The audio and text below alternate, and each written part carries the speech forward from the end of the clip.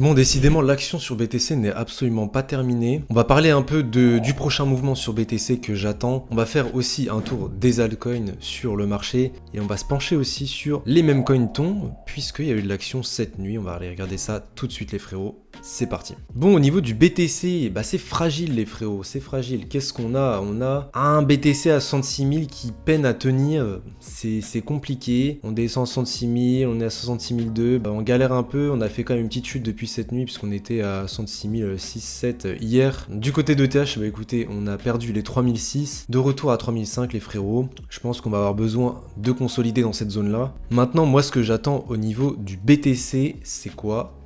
C'est potentiellement une prise de liquidité aux 64 000 et du coup qu'on vienne retoucher la ligne ici potentiellement. Comme ça, on récupère les liquidités qui sont présentes dans toute cette zone-là pour pouvoir ensuite repartir et enfin, peut-être, aller péter cet ATH.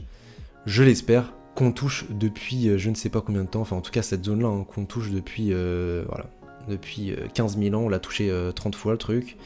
On espère enfin pouvoir casser, mais quand je dis casser, c'est correctement parce que en fait la différence elle est minime entre l'ancien ATH qui était à 69 000 et 113 000. Il y a très peu d'écart, donc en fait on veut le casser franchement quoi. Bon, on se rappelle, hein, Bloomberg qui s'attend à une acceptation complète des ETF Ethereum, donc de la mise sur le marché des ETF Ethereum le 2 juillet. Et en fait on est le 17 juin les frérots. C'est très bientôt, ça arrive vite. Donc potentiellement un mouvement haussier qui pourrait justement coïncider avec un cassage de l'ATH. Je pense que ça peut être le cas justement. Ça peut justement faire en sorte d'avoir cette espèce de news, by the rumor, qui va faire qu'on va se propulser vers un nouvel ATH et Ethereum, bah écoutez, vers des nouveaux des niveaux qui sont à 4000 plus, tu vois. Donc on puisse dépasser ces niveaux-là, des 4100. Je pense que c'est faisable les frérots, c'est faisable. Donc on va rester patient.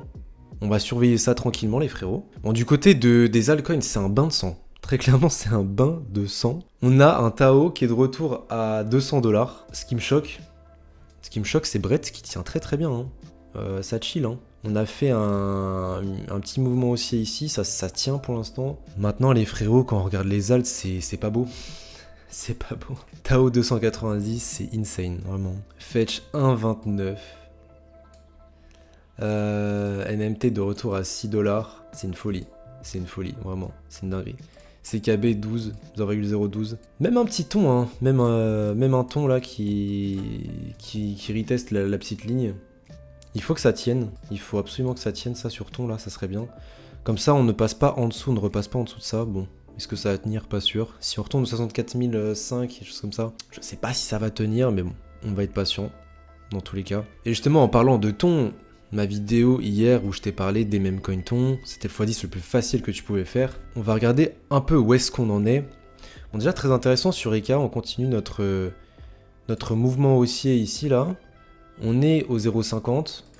On a touché les 0,55, mais bon, waouh. Ok, on touche les 0,55, c'est propre. Bon, on continue le mouvement haussier sur Eka, c'est propre. Ici, on avait une belle ligne ascendante là, qui va nous servir de support. Donc c'est plutôt propre. Et on n'est qu'à 4 86 de market cap, les gars. Hein. Donc ça veut dire que juste retour à l'ATH, ça fait x2 encore. C'est encore un x2. Donc c'est plutôt propre. Redo, pareil, on a continué notre petit chemin. 1,29. 128 millions de market cap, 129 millions de market cap. C'est plutôt propre. Sachant que moi je suis rentré, c'était au 0,57, voilà, quelque chose comme ça, 0,58. Donc voilà, j'ai mon petit x2 sur Redo. C'est un market cap encore très faible, hein. Très faible sur. Donc écoutez, on a une liquidité qui commence à se déverser sur ton, c'est plutôt propre. Je t'avais montré Utia aussi, 0,38. On est monté au 0,40. Donc ça suit son cours les gars, hein. Ça suit son cours, pour moi c'est encore des bonnes entrées, c'est propre. Et vous voyez, c'est là où il faut avoir des convictions parce que sur Redo, mine de rien, ça a pris pas mal de temps. Hein. Ça nous a pris quand même 48 jours avant de sortir de ce range. Donc il faut avoir des convictions et la plupart des personnes, ils vont s'ennuyer, ils vont sortir de leur position parce que c'est long en fait. Redo, c'était très long. Mais ce qu'il faut pas oublier, c'est que c'est le même coin numéro 1 et les gens vont chase les pumps, vont chase les cryptos qui pump alors qu'en fait on a des entrées de fou. Et moi je suis rentré assez tard sur Redo parce que je suis pas rentré au départ sur Redo, je suis rentré sur Reka, je suis rentré sur Utia. Et je suis rentré très très tard sur Edo. Maintenant, j'ai vu qu'il y avait des entrées de folie. Hein. Au 0,50, là, je me suis dit, bah écoute, on a un support qui est solide ici. Je rentre dans cette zone-là. Et ça n'a pas loupé. x2 très très simple. Alors que, bah écoutez, la majorité des altcoins saignent et sont sur des plus bas, que ce soit sur Océane. C'est très... Enfin, ça a pris extrêmement cher, les gars. Là, on est sur ouais, presque x3 de l'ATH. On prend extrêmement cher. Et ça, c'est toutes les cryptos, même un RNDR à 7 $, Flux à 60 centimes. Donc, il y a des coups à jouer avec les mêmes coins. Et justement, si tu veux, on va dire, t'exposer aux mêmes coins sans faire n'importe quoi, tu sais pas sur quelle crypto investir, bah déjà, je t'ai partagé pas mal de cryptos gratuitement sur YouTube. Tu regardes mes vidéos YouTube, je te partage plein de mêmes coins. Et j'en partage aussi énormément. À chaque fois, je fais des revues, des updates des cryptos sur mon groupe privé, où je te partage les moments où c'est intéressant d'investir. Donc si tu as envie d'un accompagnement plus personnalisé, bah écoute, le groupe privé est là pour ça, mon frérot. Et je parle essentiellement de meme coin sur le groupe privé actuellement. Ça veut pas dire que je ne parle jamais d'altcoin, c'est juste qu'en ce moment, les altcoins ne font pas grand-chose. Donc je me concentre plus sur les meme coins.